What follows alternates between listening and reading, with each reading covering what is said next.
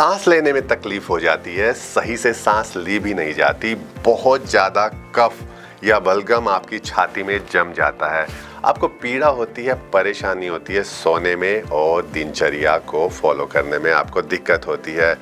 चित्रक का चूर्ण शहद के साथ सेवन करें, सुबह शाम सेवन करें, नियमित सेवन करें, खट्टी चीज़ें बिल्कुल ना खाएं।